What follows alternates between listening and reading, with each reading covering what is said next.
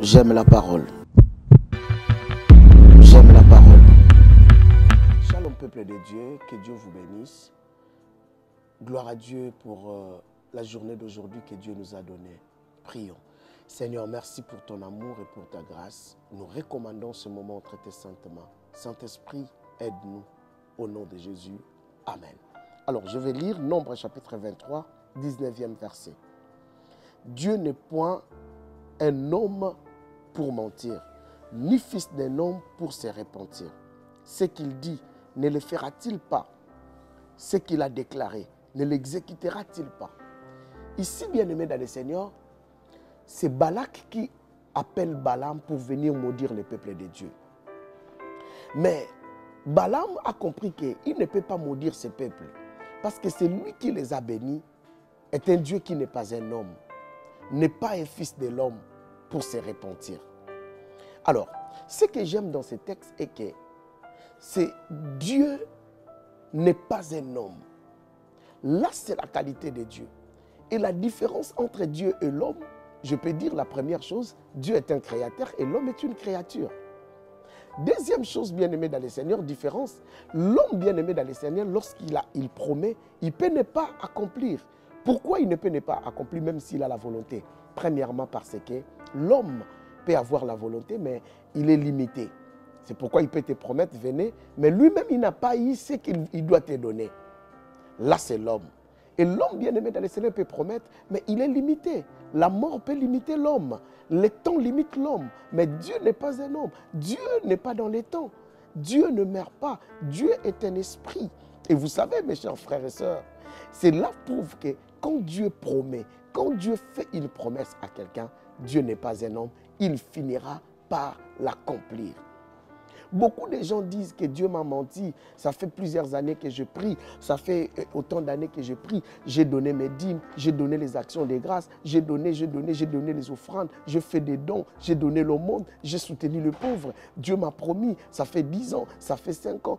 Dieu ne me donne pas ce qu'il m'a promis. Dieu était menteur. Beaucoup de chrétiens pensent que Dieu était menteur. Pourquoi? Parce que les promesses tardent. Non, Dieu n'a pas de problème. Le problème, ce n'est pas Dieu. Lui n'est pas un homme pour mentir. Il n'est pas un fils de l'homme pour se repentir. Le problème, ce n'est pas lui. Lui, de son côté, la Bible dit, c'est lui qui a fait la promesse. Il reste fidèle. Mais le problème, c'est que nous pensons que Dieu était menteur parce que nous, après la promesse, qu'est-ce que nous faisons? Écoutez, quand Dieu promet, il n'est pas un homme pour mentir. Avant que Dieu puisse promettre ce qu'il a déjà tout fait, tout accompli. C'est-à-dire, quand Dieu a promis Canaan aux enfants d'Israël, Dieu les avait déjà donné Canaan. Et Dieu le voyait déjà en Canaan. Quand Dieu te promet, quand Dieu dit que je te donnerai ce qu'il t'a déjà donné, quand il ordonne ce qu'il a déjà donné, le problème, ce n'est pas là où vient les promesses, mais le problème, c'est comment nous recevons les promesses et quelles sont notre attitude devant les promesses pour que l'accomplissement des promesses soit arrivé dans notre vie. Le problème, c'est quoi? Quand je te dis que je t'ai fait un virement, instantané surtout, automatiquement, tu l'as dans ton compte. Et quand tu l'as dans ton compte automatiquement, le problème, c'est quoi maintenant? Le problème maintenant est que le promesse, le virement que je t'ai fait, c'est à toi d'aller à la banque avec ta carte pour les retirer. Tu dois faire quelque chose, sinon le virement, l'argent que je t'ai envoyé restera toujours dans ton compte. C'est comme Dieu. Dieu nous fait des promesses. Dieu t'a dit que tu vas te marier. Dieu t'a dit que tu auras des enfants. Dieu t'a dit que tu fonderas une famille. Dieu t'a dit que tu auras un travail. Dieu t'a dit que tu achèteras, tu bâtiras. Dieu t'a dit qu'il va t'amener en Europe, en Occident, en Amérique, en Afrique, je ne sais pas moi où. Dieu t'a donné sa promesse. Mais le problème est que nous, bien-aimés dans le Seigneur, après avoir reçu la promesse, comment nous nous comportons pour que ce que Dieu a dit s'accomplisse?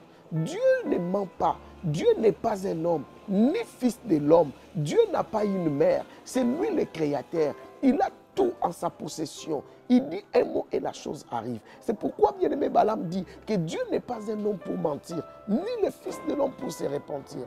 Ce qu'il a dit ne le fera-t-il pas? Croyez-vous que ce que Dieu dit, il ne le fera pas? Croyez-vous que ce que Dieu a déclaré ne l'exécutera pas? Non, le problème, ce n'est pas Dieu, mais le problème, c'est nous. Vous savez, bien aimé dans le Seigneur, si vous voulez voir l'accomplissement des promesses dans votre vie, si vous voulez expérimenter Dieu comme Dieu puissant qui accomplit ses promesses, bien aimé, quel que soit les temps où la promesse peut prendre, la première chose, bien aimé dans le Seigneur, que nous ratons la promesse de Dieu, c'est l'obéissance. Dieu t'a promis, il t'amènera comme ça, il t'élèvera, il te fera ici. Mais est-ce que tu obéis à Dieu? Est-ce que tu obéis à la promesse de Dieu? Pardon, à la parole de Dieu. Est-ce que tu obéis à ce que Dieu te dit de faire? Est-ce que tu fais ce que Dieu te dit de faire? C'est ça aussi le problème. La deuxième chose, bien aimée dans le Seigneur, à part l'obéissance, l'action. Dieu t'a promis, mais est-ce que tu arrives à passer à l'action? Dieu a dit aux enfants d'Israël, je vous donne Canaan. Mais il faut passer à l'action. Il faut lutter, il faut marcher. Dieu t'a dit que tu seras femme d'affaires, mais tu croises les bras, tu penses que tu seras femme d'affaires, l'argent tombera du ciel. Non, tu dois commencer à faire quelque chose. Tu dois commencer avec des affaires. Tu dois prendre des risques. C'est de passer à l'action.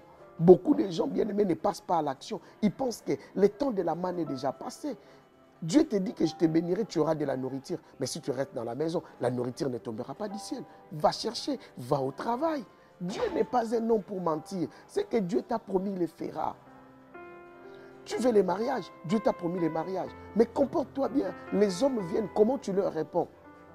Comment tu sous-estimes les hommes? Dieu t'a dit qu'il va t'amener partout, et peut-être en Europe ou partout où tu veux. Mais tu n'as même pas un passeport. Mais non, bien-aimé dans le Seigneur, il faut commencer, il faut passer à l'action. Dieu nous aime, il a fait des promesses, il n'est pas un homme pour mentir.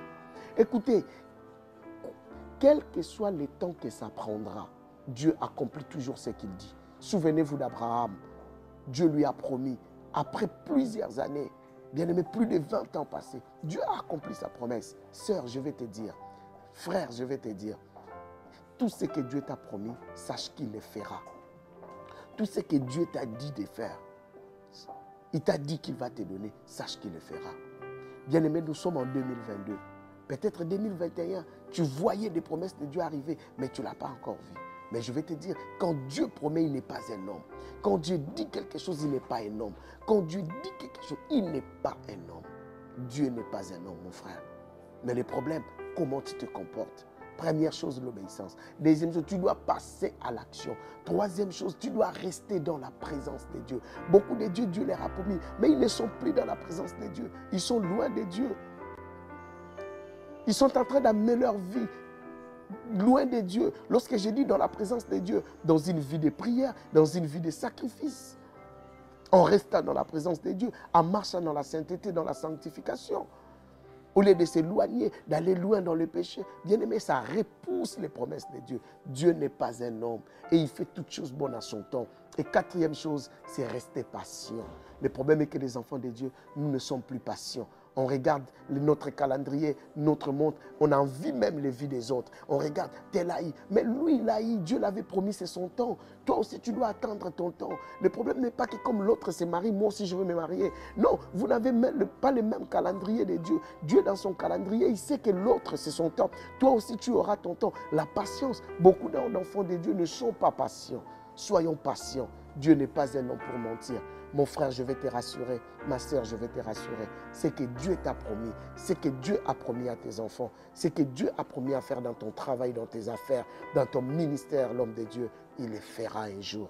Il t'a promis une grande église, une grande communauté. Et toi, à la tête, comme représentant légal, ne t'inquiète pas. Reste dans sa présence. Reste patient. Il le fera. Que Dieu vous bénisse. Seigneur, merci pour cette parole. Merci pour ce moment que nous avons passé dans ta présence. Seigneur, donne-nous l'obéissance, la volonté de passer à l'action et de rester patient et de rester dans ta présence. Au nom de Jésus, j'ai ainsi prié et nous disons Amen. Que Dieu vous bénisse. À la prochaine émission. Au revoir.